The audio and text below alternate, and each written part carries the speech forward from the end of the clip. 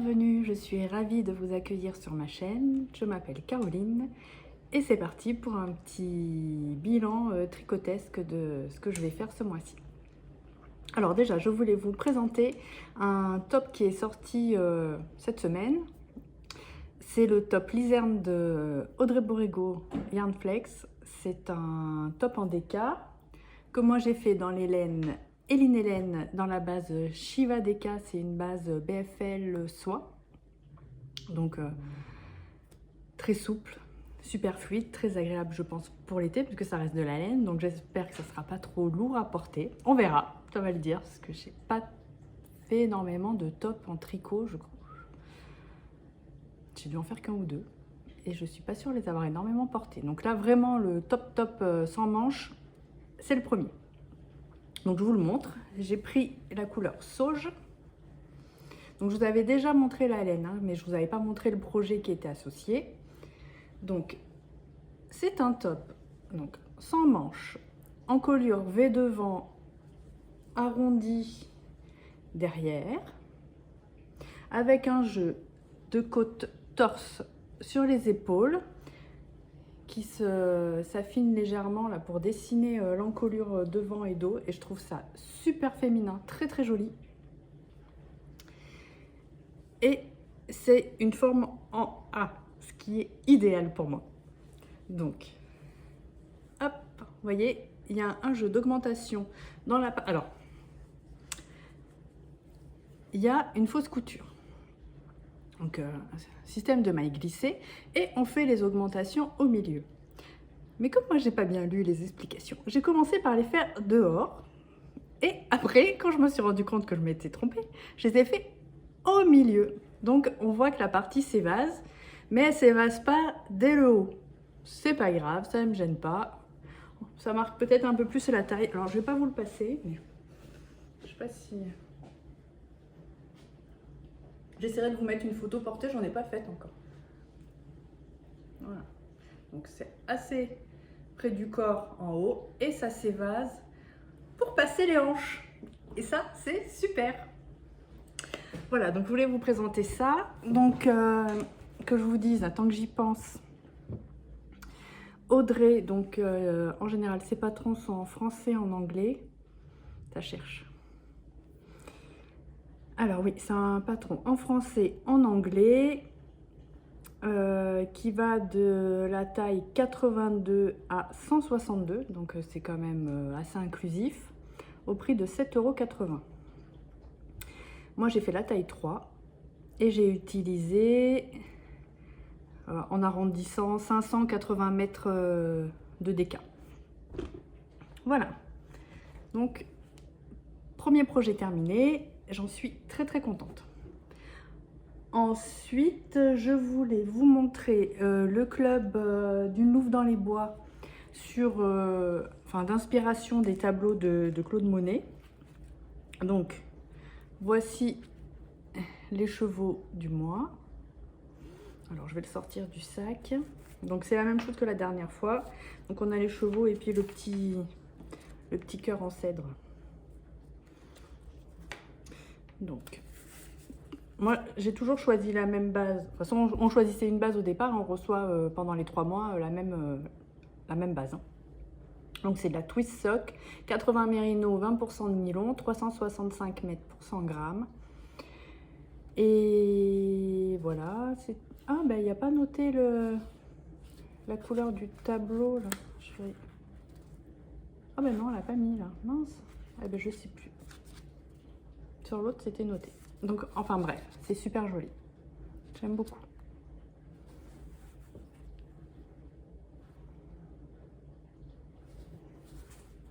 Voilà. Et j'ai, à côté de moi, avancé un peu mon gilet champagne de petite knit. Alors, comme j'avais terminé mon premier écheveau, j'ai mis mes mailles en attente. Ça va pas être très pratique, mais... J'ai mis mes mailles en attente, donc je suis arrivée là, ça fait quoi, là, 6 cm sous les manches, et j'ai fait une manche, Donc une première manche avec cette grosse bande de côte. Ça me paraît un peu petit par rapport à la photo. J'espère qu'il ne va pas falloir que je refasse tout. Enfin, on verra bien. Elle préconise de garder les mêmes aiguilles, c'est-à-dire du 4,5. Moi, je préférais que ça resserre un peu plus, donc je suis passée en 3,5. Donc, une première manche. Et la deuxième qui... Moi, j'arrive au bout. Hein. Ouais, je suis pas loin des... Ah. Ouais, il me reste ça. Et après, je reprendrai le corps. Il me reste... Alors, j'ai entamé mon 3e écheveau. Voilà. Donc, il me reste ça. Ça pour finir. Le corps et la bande d'encolure. Oh, je pense que ça devrait le faire. J'espère. De toute façon, il n'y a pas le choix, il n'y en a pas d'autre. Donc, voilà. Donc ça avance tranquillement, mais c'est vrai que bon, c'est pas celui que je vais prendre en première intention, mais bon, j'aimerais bien le finir. Alors, le problème, c'est quand on est multi en cours, on a envie de tout faire. Et comme je suis faible, très très faible, j'ai accepté, enfin, j'ai pas du tout accepté, parce qu'on n'est pas venu me chercher, je me suis proposée pour 2 tests. Alors, un premier test pour... alors, je m'excuse si je prononce pas correctement, pour Zaway.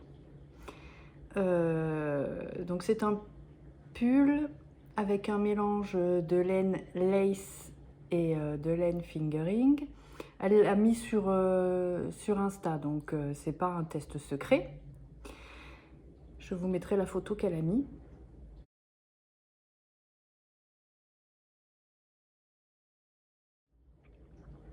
Et donc moi je me suis proposée, je teste la taille 2. Je vous montre mon choix de laine. Alors, je l'ai mis dans mon très très beau sac fait maison. Alors moi j'utilise... Il n'y a pas une étiquette sortie. Toujours. Ah, quelle organisation, je vous dis pas quoi. Bref. La Titicaca de Oxgarn, c'est 100% alpaga, 50 grammes, 400 mètres. La couleur Monet, donc ce qui est un très joli bleu glacier. Et je la mélange avec ce gris. Oh, super. Qui est de la Bio Shetland, de BC Garn, 100% pure laine organique. Hop. Là, c'est 280 mètres, 50 grammes. Et il n'y a pas de coloris. C'est des numéros.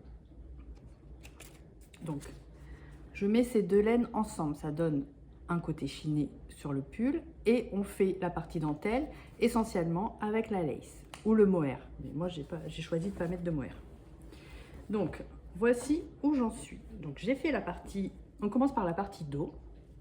Donc, c'est tout un pan de dentelle. Alors, ça sera plus joli quand ça sera bloqué. Hein. Voilà, tout un pan de dentelle dos, devant. L'encolure est arrondie. On fait un montage provisoire. Là, il y a des rangs raccourcis. Et je viens de joindre en rond, donc je viens de joindre en rond. Hein.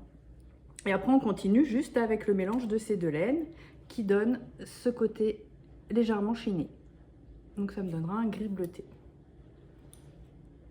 Après, on fait l'encolure, on prend les mailles pour faire les manches. Je crois qu'il y a de la dentelle aussi sur les manches. Je ne sais plus. Donc, je fais ça en ce moment. Et j'ai un deuxième test. Non, mais je me disais, il faut que j'arrête de prendre des tests. J'ai plein de projets, je veux me concentrer sur ce que je veux. Et là, je vois des tests passer et je me propose. C'est n'importe quoi. N'importe quoi. Donc, le deuxième test, c'est un test pour Christelle Nioul. Je vais le chercher. Alors, j'ai récupéré mon projet. Donc c'est le pull foliage. Elle l'a mis aussi sur Insta, donc pas de secret. Donc c'est un pull à manches courtes avec tout un empiècement en mosaïque. Donc voilà la version qu'elle a mise. Et moi, je fais le mien que j'ai mis dans un très joli sac de la boutiqueuse qui était dans sa box Oxford, je crois. Alors, moi, j'utilise les laines des petites potions dans sa base BFL 400 mètres pour 100 grammes, coloris Pugsley. Voilà, donc c'est dans Pugsley, c'est l'enfant dans la famille Adams. Voilà, donc je le marie avec cette laine qui est collector parce que c'est une laine Candy Wool Lady Violette. Donc c'était les étiquettes de Karine à l'époque. Candy Wool, 75% mérinos, 25% nylon. Donc, un très joli violet foncé. Donc voilà mon combo. Comme ça, un peu foncé. Là c'est ça quand même, hein, parce que c'est vraiment soutenu. Et ça donne... Alors, j'ai juste fait le motif. Oh là là, comment je vais vous montrer ça? Comme ça peut-être. Voilà, je suis très contente du rendu. Donc maintenant, il faut que je déroule jusqu'à une certaine hauteur afin de pouvoir mettre les mailles en attente. Je fais le corps, c'est des petits mancherons et c'est fini. Il va falloir que j'active un peu. Alors, vous voyez, il y a un petit jeu de dentelle dans les côtes de l'encolure et je trouve ça magnifique. Très sympa. Voilà, donc je suis actuellement sur ces projets-là principalement. J'ai commencé à me coudre le pantalon lison de Jolie Lab. Je n'ai pas pris le tissu que je vous avais montré, j'ai opté pour un autre tissu que j'avais acheté aussi chez eux pour faire une blouse. Et puis finalement, la blouse, alors c'était dans leur box mensuelle, donc c'était une box surprise. J'aime beaucoup la blouse, j'aime beaucoup le tissu. J'aime beaucoup les deux ensemble. Le problème, c'est que c'est des couleurs qui sont beaucoup trop chaudes et moi, ça me donne un teint jaune. C'est des couleurs qui ne me vont pas. Moi, c'est les tons froids qui me vont le mieux. Donc, du coup, j'ai pris ce tissu qui est très joli pour me faire le pantalon. Il y a pile poil le bon métrage. Hein. Fallait vraiment pas demander 2 cm de plus parce que ça passait pas. Donc, je vous montrerai ça une autre fois parce que là, je dois accompagner mon ado chez le coiffeur. Et puis voilà. Allez, à plus tard.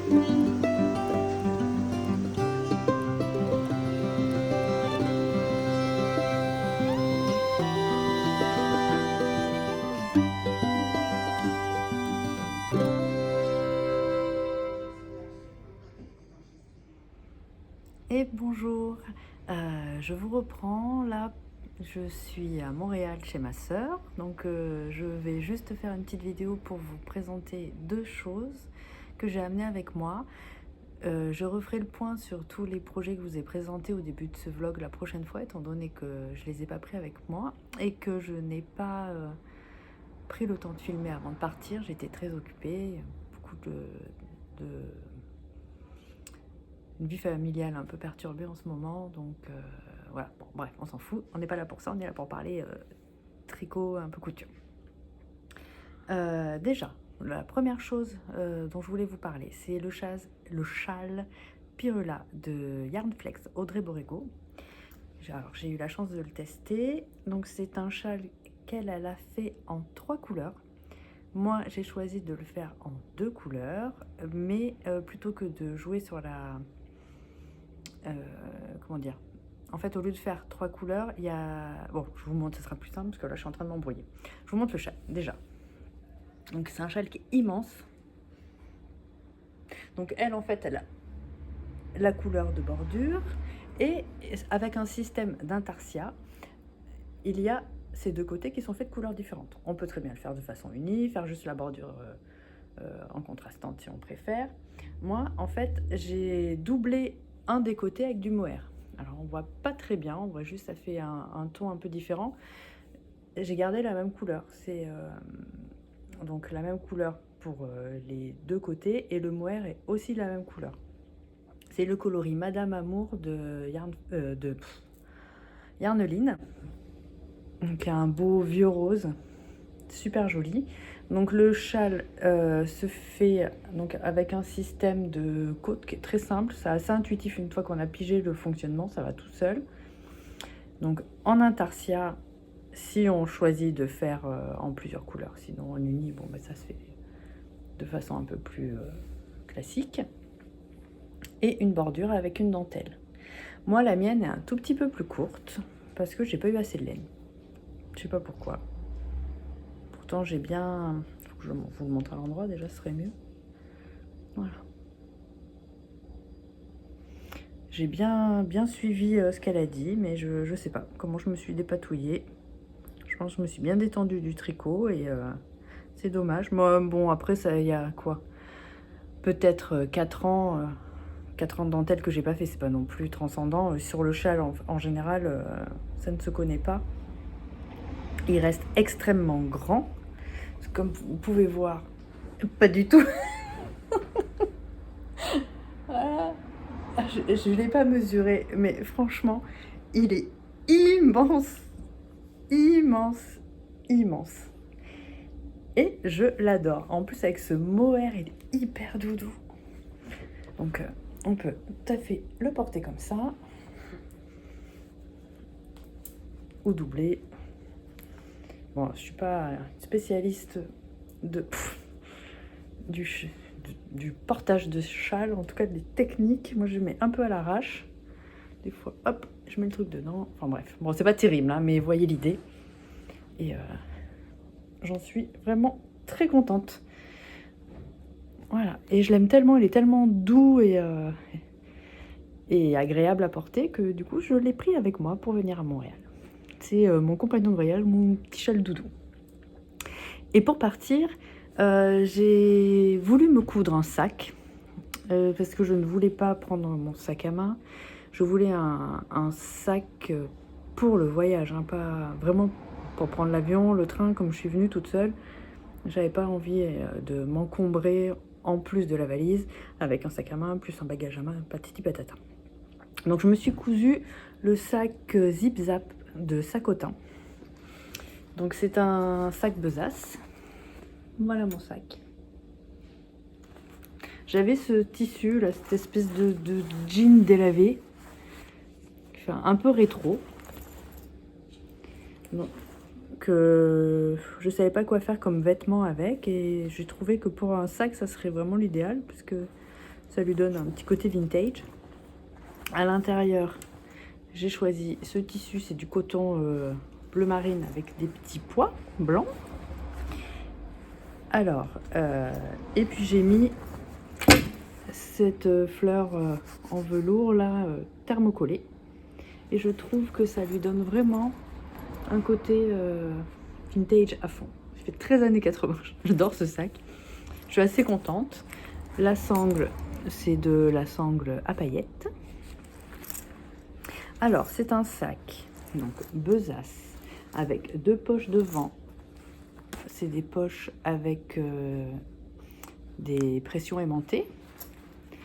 Donc, 2 poches devant. Et 2 compartiments fermés par un zip. Donc, le premier compartiment a 2 poches comme ça, là, plaquées. Et dans le second compartiment, c'est une petite poche zippée. Moi, j'y ai mis un petit progrès skipper pour trouver plus facilement l'embout de la fermeture. Et puis, je trouvais ça sympathique. Donc, voilà le sac. Bon, il n'est pas très propre. Hein. Je sais pas, je me suis débrouillée. Mais enfin bon. Voilà. C'est mon premier sac, autre que sac à projet de tricot. C'est la première fois que j'en fais vraiment un pour un vrai sac. Pas sac à main, mais un vrai sac. Je suis assez contente. Franchement, les explications sont très très bien faites. C'est très fluide. Il y a des liens vidéo pour certaines étapes. Oui, franchement, je pense que je m'en referai. Alors, il va falloir que je peaufine quelques éléments. Il y a des points. Bon, on voit que c'est le premier. Par exemple, si je vais fermer les zips. Vous voyez, là, mes coutures sont pas très régulières. Surtout là, il y a un couac. Ça fait un peu de travers. Mais, malgré tout, ça fait le job. Ouais, c'est vraiment pas terrible. Hein. Mais quand même, mes fermetures tiennent bien. Elles s'ouvrent, elles se ferment nickel. Même si mes coutures sont pas droites, c'est quand même assez bien placé. Ils expliquent bien le système. Sur le côté, on fait un petit renfort avec une sangle. En fait, au départ, j'avais pris cette sangle bleu marine et j'avais pas compté cette partie là et j'en avais pas assez. Je sais pas comment je me suis débrouillée, j'en ai pas pris assez. Donc on met un petit bout de sangle là qu'on renforce en plus avec cette petite sangle sur le côté. Je trouve que ça habille un petit peu le sac. On n'est pas obligé de le faire ensemble. On peut par exemple imaginer mettre un bout de tissu doublure pour faire un rappel ou voilà.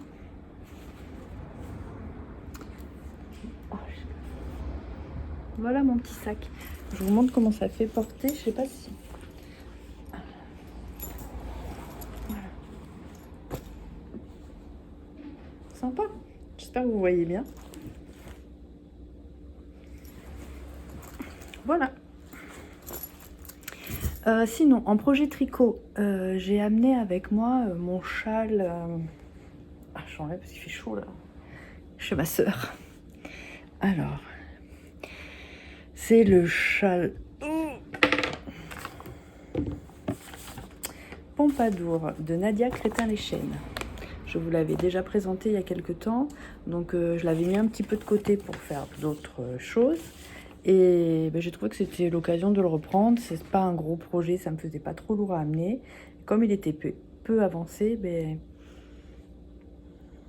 du coup, ben, c'était un projet qui tombe bien pour les vacances.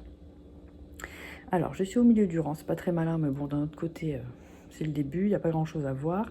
Donc, je le fais dans la laine Arco Iris, coloris d'Arco Iris, qui est un gris avec plein de petits speckles de toutes les couleurs assez pop, et je trouve ça magnifique. C'est un gris qui n'est pas uni. Hein. C'est bêta, là, j'ai pas fini mon rang. Voilà. Donc après, l'objectif de ce châle, c'est avoir un châle assez simple, assez basique, passe-partout, avec une couleur plus ou moins neutre, mais en tout cas qui pouvait se marier avec tout. Et le fait qu'il y ait plein de petits pops de couleurs dedans, je pense que ça sera facile à associer après avec les tenues. Voilà. Je vous remonte de près, c'est tellement joli. Voilà, il y a du vert, il y a du rose, du rouge, du bleu, du jaune, du orange, et toutes les couleurs. Et c'est ça qui est super. Voilà. Donc je vous le remontrerai. Je ne sais pas si je pourrais refilmer pendant que je suis ici, mais sinon peut-être à la fin. En tout cas, je vous le remontrerai au prochain vlog, dans le pire des cas. Et si je voulais voir avec vous, j'ai eu un repas de famille où j'ai porté mon gilet Regan de Isabelle Kramer. Et ma tante est tombée en amour de ce gilet, donc elle est partie avec. C'est très bien. Du coup, il faut que je m'en refasse un parce que c'est un gilet qui est vraiment facile à porter. On passe par-dessus une tenue même simple. Le fait qu'il y ait la dentelle, ça apporte un petit quelque chose. Donc, j'aurais bien aimé donc me relancer dedans et j'aurais voulu savoir s'il y en a qui sont intéressés pour qu'on s'organise peut-être un petit cal ou un petit... Je sais pas, s'il y en a qui veulent le faire. Alors, est-ce que on fait par exemple un cal vraiment sur le gilet Regan, ou est-ce que vous seriez plus dans l'idée de faire un cal où on aurait tout l'été pour tricoter un gilet, je sais pas, tricote ton gilet d'été ou tricote ton gilet d'automne ou un truc comme ça? Qu'est-ce que vous en pensez? Dites-moi en commentaire si vous êtes intéressé et si ça vous dit. Voilà, ça serait sympa et puis on pourrait faire ça vraiment sans pression et peut-être faire un tirage au sort, gagner un petit quelque chose, je sais pas, à voir. Voilà, pour l'instant j'en suis encore dans mes réflexions et j'attends vos réponses pour peut-être faire ça. Et je le ferai, je sais pas du tout où ni comment, peut-être sur Insta ou... Ben, dites-moi justement vous ce que vous préférez, ce que vous trouvez plus facile dans ce cas-là. Comme ça vous mettez votre photo, j'essaierai de créer un tag qui n'existe pas et puis comme ça je tirerai au sort. À voir. Dites-moi, mettez-moi un commentaire et on voit ce qu'on peut faire, si ça vous intéresse. J'essaie quand même de vous reprendre peut-être dans la semaine. Sinon, sinon, je vous fais des gros bisous. Je vous dis à la prochaine fois. Et encore merci d'être présente sur cette chaîne. Au revoir.